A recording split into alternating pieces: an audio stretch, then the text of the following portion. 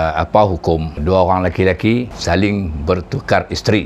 Maksudnya bercerai lah. A bercerai bini dia, B cerai bini dia. Lepas tu A menikah dengan janda B, B menikah dengan janda A. Contoh begitu. Apa hukum dua orang lelaki bertukar isteri?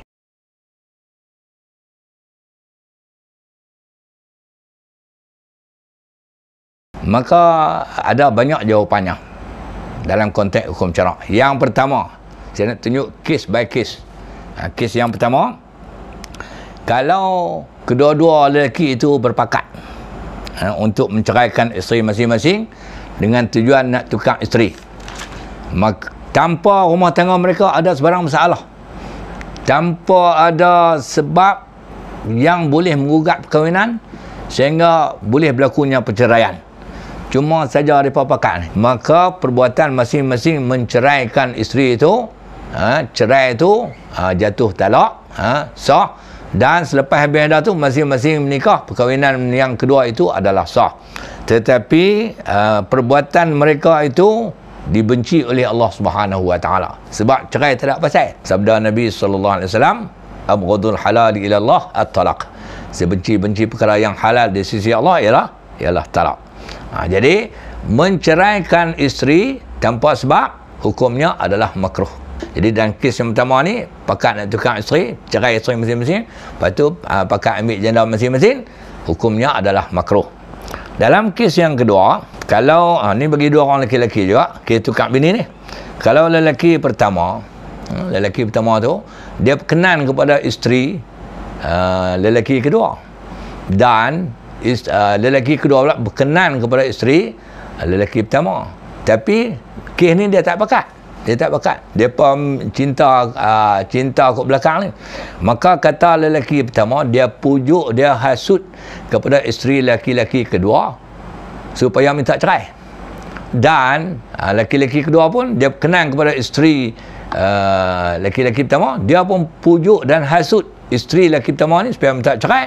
Jadi mungkin berlaku secara kebetulan, akhirnya isteri lelaki pertama minta cerai, suami pun cerai, isteri lelaki kedua minta cerai, suami dia pun cerai. Bila berlaku perceraian, maka lelaki yang pertama ni menikah dengan janda lelaki kedua, dan lelaki kedua menikah dengan janda lelaki yang pertama.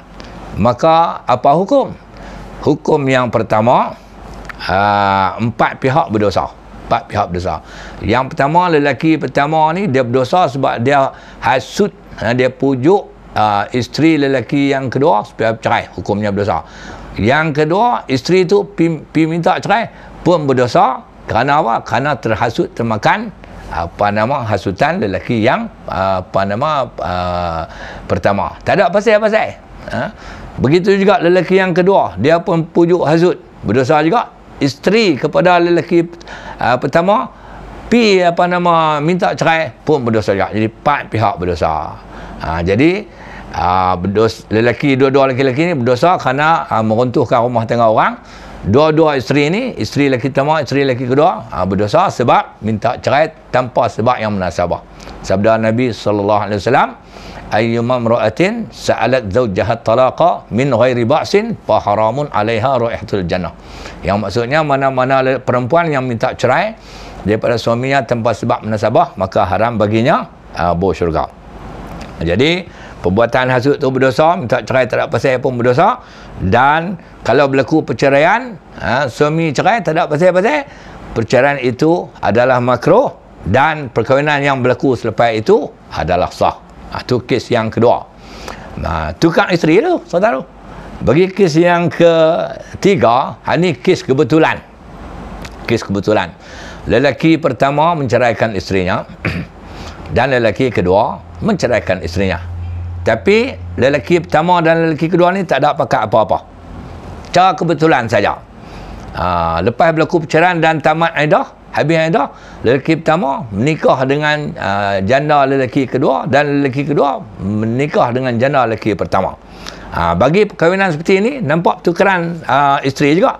Bagi perkahwinan seperti ini, hukumnya adalah harus. Siapa pun tak berdosa. Bagi kes yang keempat,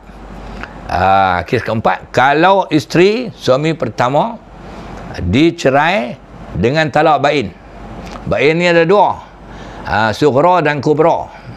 Bain sughra ni itu ada dua lagi, iaitu tubuh talak, satu lagi dicerai sebelum disetubuhi. Bain yang kedua, bain kubra, iaitu cerai talak 3. Jadi kes yang kemarin ni, kalau isteri suami pertama tu dicerai dengan talak bain, tak kira lah kubra atau sughra, dan isteri kepada suami yang kedua pun diceraikan dengan talak bain juga, bermakna suami masing-masing tidak boleh merujuk kembali isteri itu. Kalau bain kubra, dia ada syarat yang ketat, istilah kena janda tu kena menikah dengan lelaki yang lain, perlu disetubuhi dulu, lepas itu cerai tamat iddah, panjang cerita lah. Yang pentingnya talak bain ni, suami yang menceraikan tak boleh rujuk.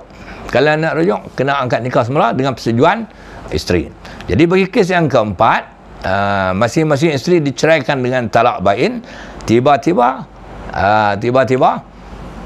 suami yang lelaki pertama ni ambil pesan menikah dengan janda lelaki kedua, dan lelaki kedua ambil pesan menikah dengan janda lelaki yang pertama. Sama ada pesan tu mereka berpakat atau secara kebetulan, maka hukumnya adalah harus dan tidak menjadi kesalahan bagi kedua-duanya. Itu sikit penjelasan yang nak sebutkan dalam masyarakat kita ni. Ada kes-kes yang seumpama ini berlaku pertukaran isteri di antara dua orang lelaki, dan ada yang perbuatan tu yang harus, ada yang makruh, dan ada yang haram dan berdosa sebagaimana yang telah saya nyatakan. Wallahu a'lam.